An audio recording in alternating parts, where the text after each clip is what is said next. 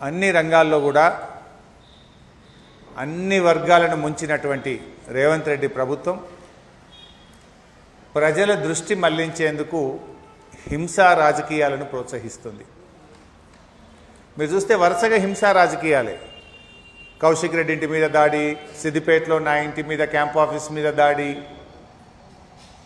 కేటీఆర్ గారి మీద ముషీరాబాద్లో దాడి,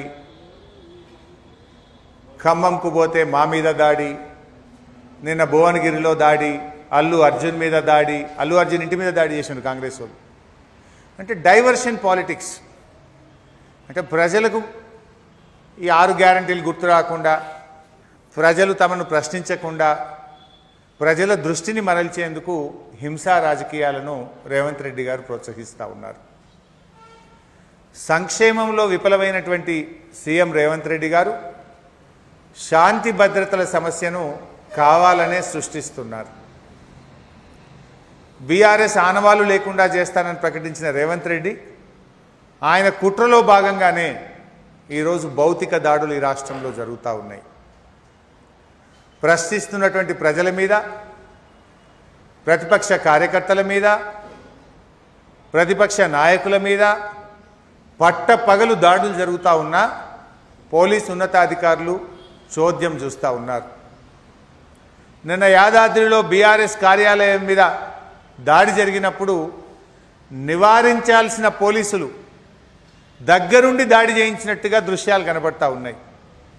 వీడియోలు తీస్తున్నారు తప్ప దాడి చేసిన వాళ్ళను అరెస్టు చేయడమో, దాడి చేస్తున్న వారిని లాఠీచార్జ్ చేయడమో, దాడి చేస్తున్న వారిని నిలువరించే ప్రయత్నం చేయడం లేదు. అంటే కంచే చేను మేస్తే ఈ రాష్ట్రం ఏమవుతుందో ఒక్కసారి ఆలోచించాలి. హోంమంత్రిగా ఇవాళ ముఖ్యమంత్రి గారే ఉన్నారు. హోంమంత్రిగా ముఖ్యమంత్రిగా ఉండి ఆయనే దాడుల్ని ప్రోత్సహిస్తే ఈ రాష్ట్రంలో ఇంకెవరైనా పెట్టుబడులు పెడతారా? ఈ రాష్ట్రం అభివృద్ధిలో ముందుకు పోతుందా? కౌశిక్ రెడ్డి ఇంటి మీద మరో ఎమ్మెల్యే గాంధీ గారి నేతృత్వంలో కాంగ్రెస్ గుండాలు పోలీసు రక్షణతో ఎస్కాట్తో వచ్చి దాడులు చేసిండ్రు. హైదరాబాద్ నడిబొడ్డున దాడి చేసిండ్రు.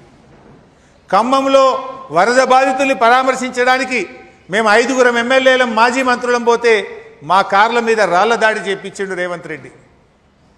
క్యాంపు కార్యాలయం మీద దాడి చేపించిండ్రు. అల్లు అర్జున్ ఇంటి మీద రేవంత్ రెడ్డి అనుచరులు పోయి ఒక సినిమా యాక్టర్ ఇంటి మీద దాడి చేసిండ్రు. బీజేపీ కార్యాలయం మీద దాడి చేసిండ్రు. నిన్న భువనగిరి బీఆర్ఎస్ పార్టీ కార్యాలయం మీద దాడి చేసిండ్రు. ఇన్ని దాడులు జరిగినా ముఖ్యమంత్రిలో ఉలుకు లేదు, పలుకు లేదు. కనీసం ఆయన స్పందించడు. దాడుల్ని ఒక హోంమంత్రిగా ఖండించడు.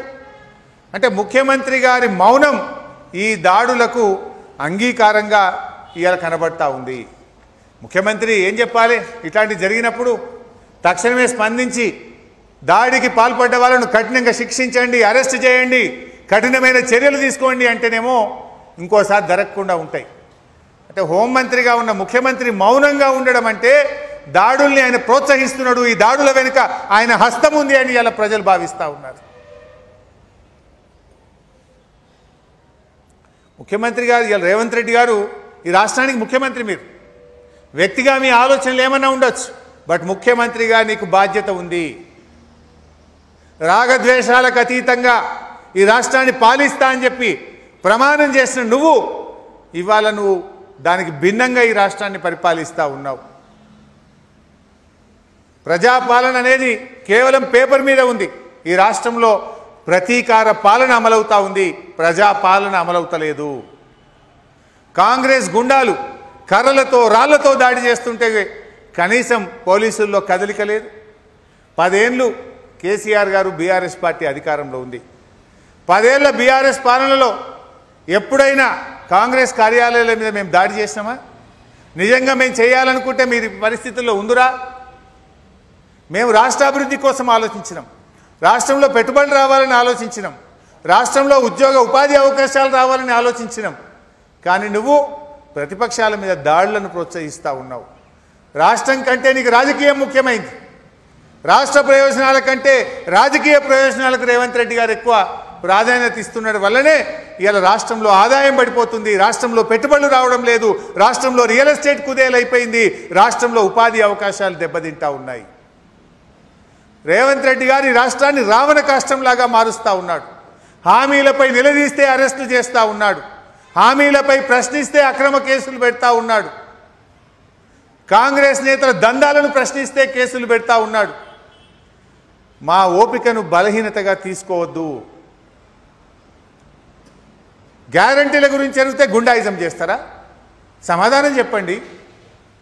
లేదంటే తప్పైంది చెంపలేసుకోండి, ప్రజలకు క్షమాపణ చెప్పండి. మేము 6 గ్యారెంటీలు అమలు చేయలేకపోతున్నాం, మోసం చేసి గడ్డనెక్కినాం, కుర్చీలో కూర్చున్నాం, మాతో కాదు అని తప్పైందని ప్రజల క్షమాపణ కోరండి. కానీ ప్రశ్నించినంత మాత్రాన దాడులు చేయడం మంచిది కాదు అని చెప్పి మేము హెచ్చరిస్తూ ఉన్నాం.